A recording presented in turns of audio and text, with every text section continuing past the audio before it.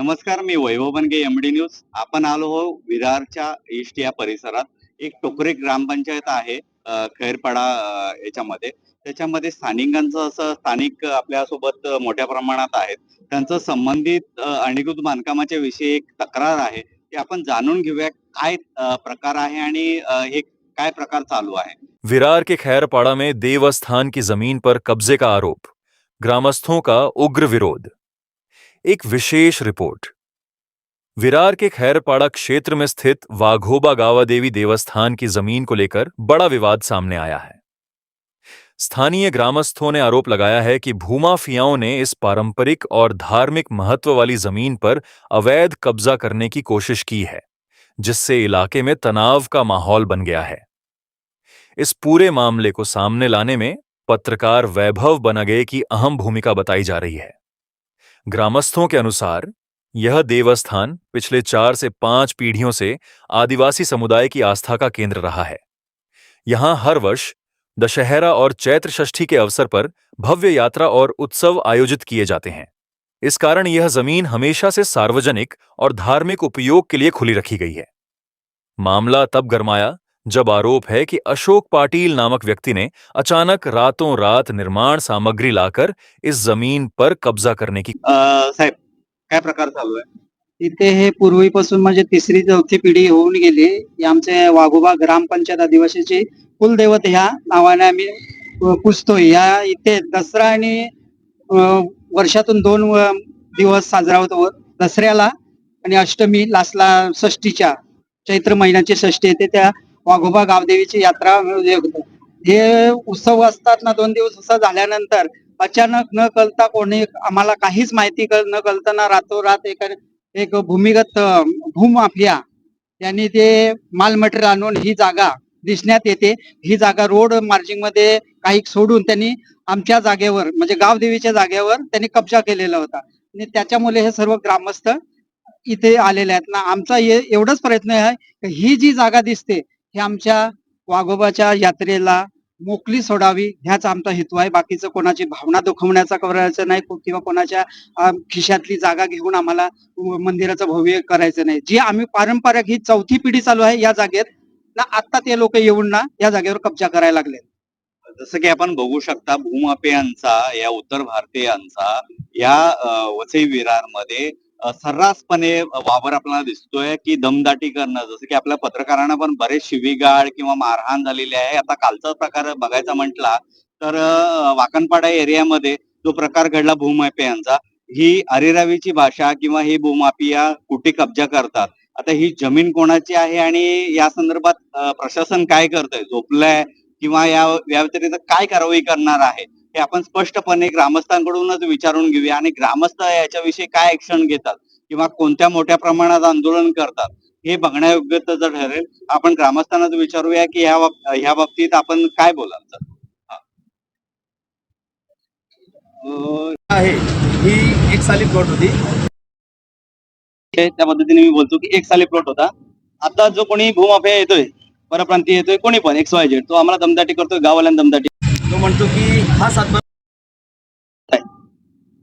सातबारा त्याचा असू द्या, आता त्यांनी सातबारा घडवला असेल, पण हा पूर्वीपासून जेव्हा माझा जन्म नाही तेव्हापासूनची ही जी जागा आहे गावकीची, ही गावकऱ्यांच्या हातात आहे.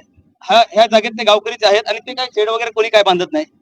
ह्या गावासाठी ही जागा आहे, यात्रेसाठी जागा आहे आणि ही देवासाठी जागा आहे, ती खुल्ली राहू द्या, एवढं आमचं म्हणणं आहे. जसं की आपण ऐकलं की जसं की जुने फेरफार आहेत ते आपण ग्रामस्थांच्या माध्यमातून ऐकले की ते पूर्णपणे उघडकीस आणू आणि ती जागा त्याने कशी हस्तगत केली याविषयी ग्रामस्थ कोर्टामध्ये जातील किंवा तहसीलदारांना किंवा प्रांतना हे विचारतील की ही जागा याच्या ताब्यात कशी काय आली. जसं की यांचं असं म्हणणं आहे की ही देवस्थानची जागा आहे, त्याच्या समोरची जागा खुली करण्यात यावी. पण हे स्थानिक जसं की भूमाफिया या जागेवर कब्जा कसे करतात याविषयी आपलं पण आपल्या मुंबईच्या दृष्टी नामक या पेपरच्या माध्यमातून किंवा आपल्या संस्थेच्या माध्यमातून आपण त्यांना जबाब विचारणार आहोत. आपण RTI फाईल करू आणि जे जुने जे सब्जेक्ट आहेत 1950 पासून फेरफार आपण पूर्णपणे मागून याविषयी कोणती हे भेटतंय का या बाबतीत आपण पूर्णतः चौकशी करू. अजून कोण हे आपले एक जुने ग्रामस्थ आहेत, हे काय बोलतील बघूया. जेवढ आपला याचा जागा नाही ना, आपली बारीक पासून आमच्या माझी तर 5वी पिढी गेली हे समज. याची करता ही आमची गाववाल्यांची जागा आहे, ती गाववाल्याची विकून खाली कोणी खाली ते आम्हाला माहिती नाही. ते फक्त आता कब्जा करा आले तर आम्हाला माहिती पडलं गावामध्ये, तर आम्ही परत आलो, त्यांना बोलायला लागलो का बाबा त्याने ही मग आम्ही रिक्षा घेतली, पण बरं 7-12 दाखवा तुमचा, असे बोलायला लागले आमचे. तर आम्ही काय बोला, देवाची जागा आहे, देव उभा आहे इथे सगळे. 8 तारीखला आमची जत्रा गेली वाघोबाई देवाची. पिढीन पिढीला आम्ही त्याची जतना करतो. एवढं. जसं की तुम्ही पिढ्या या देवस्थानची यात्रा करता, तर मला असं म्हणायचं आहे की हा भूमाफिया हा कधी आला आणि काय बोलला तुम्हाला? हा. माझ्याकडे 7-12 आहे, 7-12 व्हायचं, बरं 7-12 दाखव. आणि कोणी तुमच्या जातवाल्यांनी जागा विकली आहे, तुमच्या जातवाल्या जागावाल्याला भागायला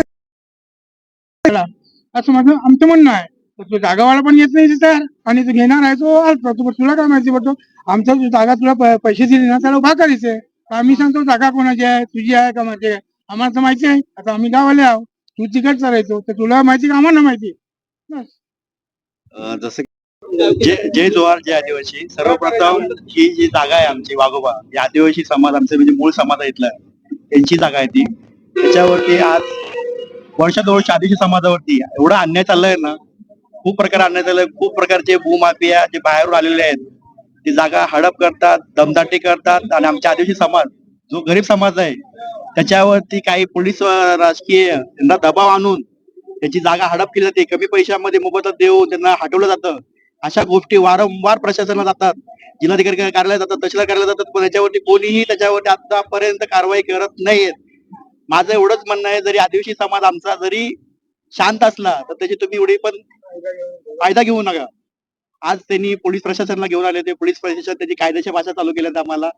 आमचा विषय आहे की आम्हाला वाद घालायचा नाहीये की किंवा आम्हाला भांडायचं नाही कुणाशी. फक्त आमचा विषय होता की आम्ही लहानापासून मोठे झाले तिथे, ते जागा आम्हाला यात्रेसाठी जागा जेवढी जागा आहे तेवढी आम्हाला मोकळी जागा तेवढी ठेवली पाहिजे त्यांनी. आज त्यांना जागा कुठे राहिली नाही, शिल्लक पेजारमध्ये वाचली नाही, राहिली नाही. त्यासाठी त्यांना ती जागा दिसते म्हणून ते लोक तिथे पण ताबा मारतात, कब्जा करतात. मग आज जर आमच्या आदिवासी समाजावरती जर असा अन्याय होत असेल तर मी एकच सांगू शकतो, आमचा समाज झोपलेला तुम्ही समजत असेल ना, एवढा झोपलेला आमचा समाज जागृत पण नाही. ठीक आहे. दुसरी गोष्ट बघायला गेलं तर आमच्या समाजाचं ते एक अस्तित्व मंदिर आहे, जे वाघोबाचे कुलदैवत आहे. ते वर्षानुवर्षी पिढ्या आमचं चालत आलेलं आहे. त्याला आम्ही वर्षानुवर्ष जत्रा साजरी करतो. जे काय असेल आमचे उत्साह साजरे करतो, आणि 2-4 दिवसाखालीच तो उत्साह आम्ही साजरी केलेला आहे. आणि आताच रातोरात 2 दिवसाखाली म्हणजे काल रातोरात की फाउंडेशन मारायसाठी जागा करतात, पत्रे घेऊन येतात, भरणी करतात, माती घेऊन टाकले. तुम्ही बघितलं असेल, वाळू पत्रे टाकले तिथे.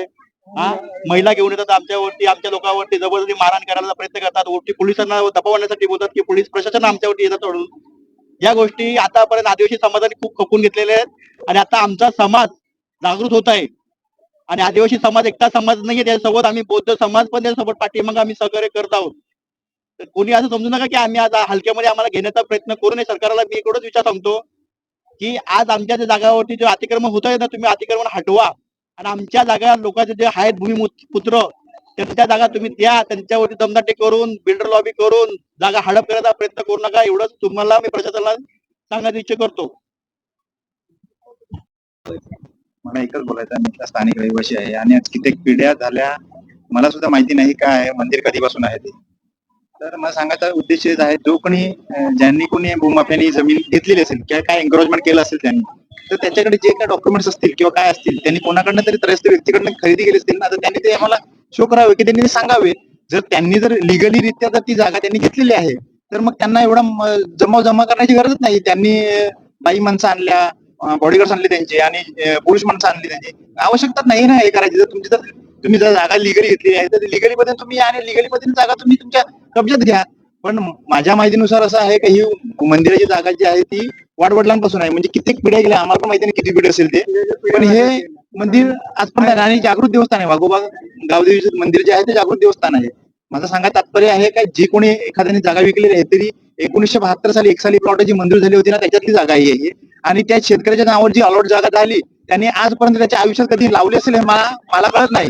त्यांनी कधी त्याच्या आयुष्यात त्यांनी ती जागा लावलेली असेल मला माहिती नाही. मला सांगा तात्पर्य एवढंच आहे का, एवढी त्यांनी जी काय जागा घेतली असेल त्याच्याशी आम्हाला काही वादविवाद नाही. किंवा त्यांचा आम्हाला काही हरकत नाही मिळत, पण जी जागा आमच्या मंदिराच्या समोर जी जागा आहे ती त्यांनी मोकळी करावी, ती सोडावी त्यांनी जागा. नाहीतर मग याच्या विरोधात आम्ही गाववाले स्थानिक गावामध्ये जो काही निर्णय घ्यायचा तो योग्य पद्धतीने निर्णय घेऊ आम्ही. जसं की तुमचा आंदोलनाचा इशारा पण आला होता आम्हाला अशा माहितीप्रमाणे, तर आंदोलनाचा हे कसं असेल, भूमिका कशी असेल? आंदोलनाची भूमिका म्हणजे आम्ही पातळीवर स्थानिक पातळीवर सुरुवात केल्यानंतर गाव पातळीवर सुरुवात केल्यानंतर तलाठ्याच्या माध्यमातून आम्ही ते डॉक्युमेंट्स व्हेरीफाय करणार का नेमका प्रकार कसा काय झाला, तलाठ्याकडनं तुम्ही फाईल प्रोड्यूस कशी काय केली, कुठल्या माध्यमातून केली, आणि जर जो आदिवासी जो आहे, जर कुठल्याही आदिवासीला भूमिहीन करता येत नाही, जो आदिवासी असेल आणि त्याची जागा शासनाची जागा असेल आणि त्यांनी विकली असेल, त्याला विकण्याचा कायदेशीर अधिकार पण नाहीये, तर मग आम्ही ती प्रोसिजर आमच्या पद्धतीने फॉलो करू. जसं की आपण हा मुद्दा एक लक्षात घ्या मित्रांनो, की जसं की आदिवासी जमीन किंवा सरकारी जमीन किंवा वन विभागाची जमीन, कोशिश की। ग्रामस्थों का कहना है कि जब उन्होंने इसका विरोध किया तो अशोक पाटिल 25 से 30 बाहरी लोगों के साथ मौके पर पहुंचे। इनमें महिलाएं और युवा भी शामिल थे। आरोप है कि इन लोगों ने स्थानीय निवासियों को डराने, धमकाने और जबरदस्ती काम शुरू करने का प्रयास किया। इस पूरे घटनाक्रम का वीडियो भी ग्रामस्थों के पास मौजूद होने का दावा किया जा रहा है, जिसमें कथित रूप से धमकी और अतिक्रमण की कोशिश साफ देखी जा सकती है। ग्रामीणों का कहना है कि यह जमीन देवस्थान की है, जबकि दूसरी ओर संबंधित पक्ष 7/12 दस्तावेज के आधार पर मालिकाना हक होने का दावा कर रहा है। ग्रामस्थों ने इस 7/12 पर भी सवाल उठाए हैं। उनका कहना है कि यह जमीन पौराणिक रूप से गांव और देव की है, ऐसे में यह किसी निजी व्यक्ति के नाम पर कैसे दर्ज हुई, इसकी जांच होनी चाहिए। इसके लिए ग्रामीण 1950 से जुड़े पुराने राजस्व रिकॉर्ड और फेरफार दस्तावेज खंगालने की तैयारी कर रहे हैं। फिलहाल इस मामले में पुलिस कार्रवाई की कोई पुष्टि नहीं हुई है, क्योंकि घटना के समय तुरंत शिकायत दर्ज नहीं कराई गई थी। हालांकि अब ग्रामस्थ तहसीलदार और अन्य प्रशासनिक अधिकारियों के पास शिकायत दर्ज कराने की तैयारी में हैं। स्थानीय लोगों की मांग है कि इस जमीन को किसी भी प्रकार के निर्माण से बचाया जाए और इसे केवल धार्मिक और सामुदायिक उपयोग के लिए सुरक्षित रखा जाए। उन्होंने प्रशासन से जल्द हस्तक्षेप कर न्याय दिलाने की अपील की है। यह मामला केवल जमीन विवाद नहीं, बल्कि स्थानीय आस्था, परंपरा और अधिकारों से जुड़ा गंभीर मुद्दा बन गया है। अब देखना होगा कि प्रशासन इस संवेदनशील मामले में क्या कदम उठाता है। Bureau report, AMD news.